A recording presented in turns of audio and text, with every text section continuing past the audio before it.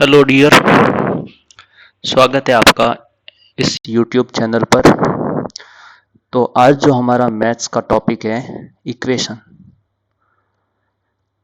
अच्छा चैप्टर है काफ़ी, और बहुत लोगों को इसमें दिक्कत भी आती है। तो हम बेसिक अंडरस्टैंडिंग के साथ साथ बहुत सारे क्वेश्चन प्रैक्टिस करेंगे ताकि इस चैप्टर को समझने में आपको काफ़ी आसानी हो। तो सबसे पहले मैं आपको कुछ टर्मिनोलॉजी से इंट्रोडक्शन करवाता हूँ, कुछ शब्दावली को समझाता हूँ जिसको आप ध्यान से समझना है, जो बार बार क्वेश्चन में यूज होगी।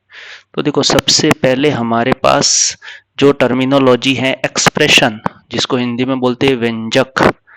तो देखो, व्यंजक होता है, इसको बेसिक एक छोटे से एग्जाम्पल से समझते हैं हम। तो देखो, मैं एक इक्वेशन लिखता हूँ 4x square plus 3x plus 1। अब देखो, अगर मैंने आगे इक्वल टू 0 नहीं किया, केवल इसको इतना ही रखा, तो ये क्या कहलाएगा? एक्सप्रेशन कहलाएगा। आपको ये बात समझ में आ गई होगी। अगर मैं इक्वल टू 0 इक्वेट 0 कर दूं, तो ये क्या बन जाएगी? ये क्या बनेगा? तो ये बन जाएगा इक्वेशन बन जाएगी। क्या बनेगी? इक्वेशन बन जाएगी, समीकरण बनेगा। तो आप इन दोनों शब्द टर्मिनोलॉजी समझ में आ गई होगी कि इक्वेशन समीकरण क्या होता है और एक्सप्रेशन क्या होता है। नेक्स्ट जो है वेरिएबल, नेक्स्ट टर्मिनोलॉजी है वेरिएबल, जिसको हिंदी में बोलते हैं चर। अब आपने हिंदी में एक वर्ड सुना ही होगा जिसको बोलते हैं निशाचर, यानी रात को घूमने वाला, उसको क्या बोलते हैं? निशाचर। तो ऐसे का ऐसे ये जो वेरिएबल है, चर है, इसकी वैल्यू चेंज होते हैं, यानी फिक्स नहीं रहती। जैसे A B C X Y Z, ये क्या है? वेरिएबल है, इनकी वैल्यू वेराई करती है, इसलिए इसका नाम क्या पड़ा? वेरिएबल, चर पड़ा। अगली जो टर्मिनोलॉजी है जिसको बोलते हैं टर्म्स, पद। अब देखो, ये टर्म्स क्या होता है? जैसे आपके सामने ये इक्वेशन एक लिखी हुई है, इसमें देखो वेरिएबल कौन सा है? तो आपको x दिख रहा है। कौन सा वेरिएबल दिख रहा है? x। अब मैं बोलूं कि टर्म बताओ, चलो मैं एक एग्जांपल देके समझाता हूं। जैसे 3x स्क्वायर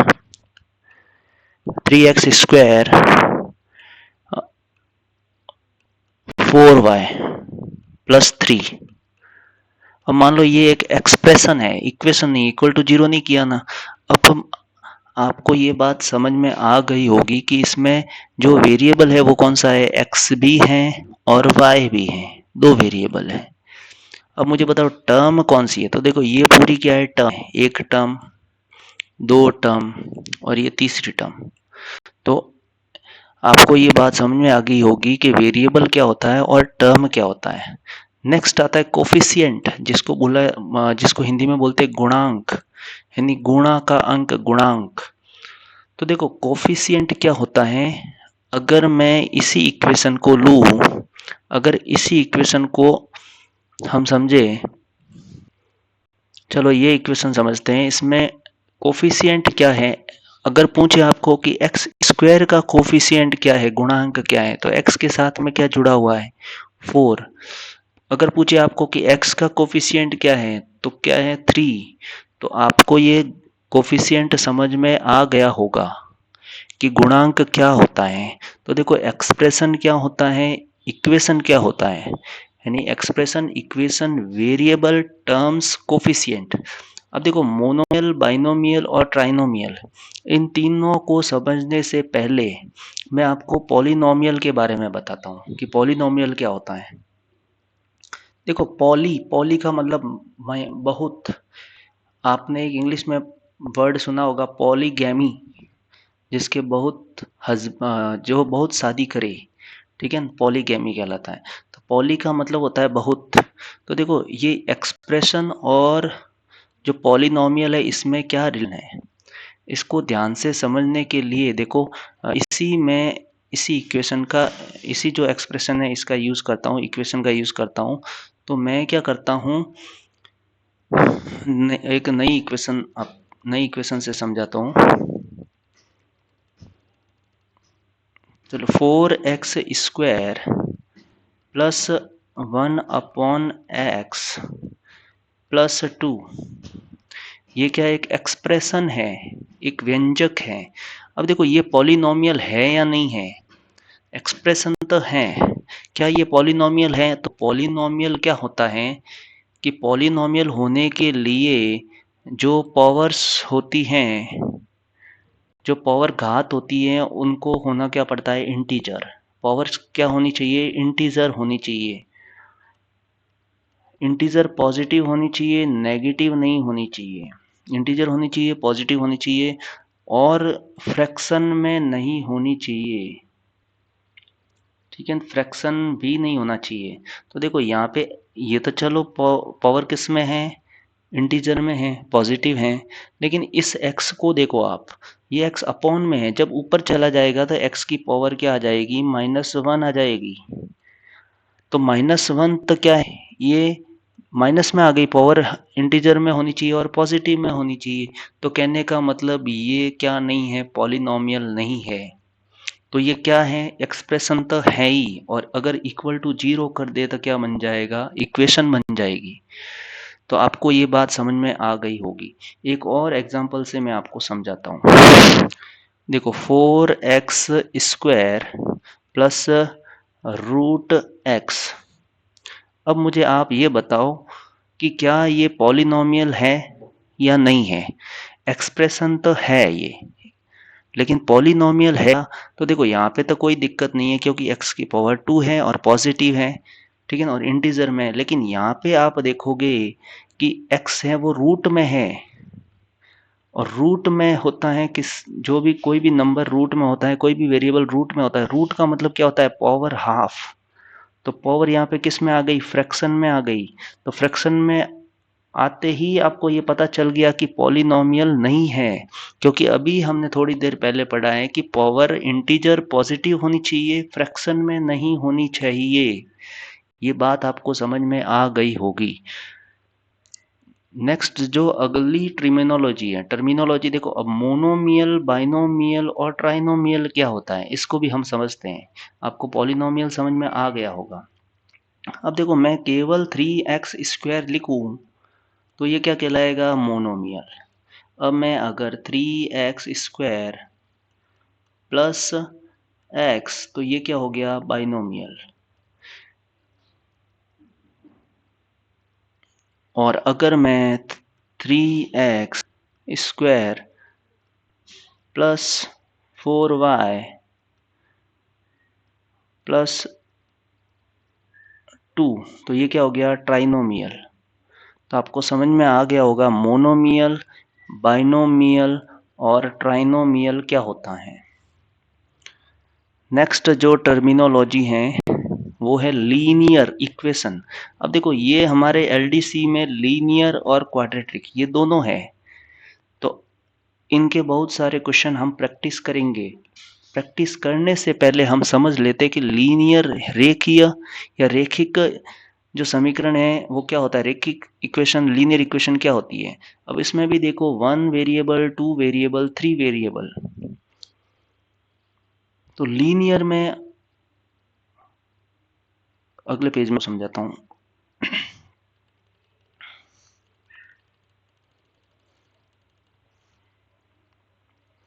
देखो लीनियर इक्वेशन, जैसे मैं कहूं 4x प्लस 2, ये क्या है, लीनियर इक्वेशन है। और कौन सा, 1 वेरिएबल, इक्वल टू 0 रखूं तो ये लीनियर इक्वेशन हो जाएगी।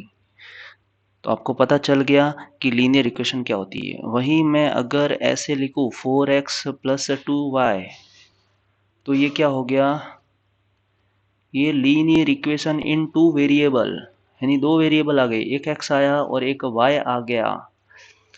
अगर मैं इसको ऐसे लिखूं 4x plus 2y plus 3z,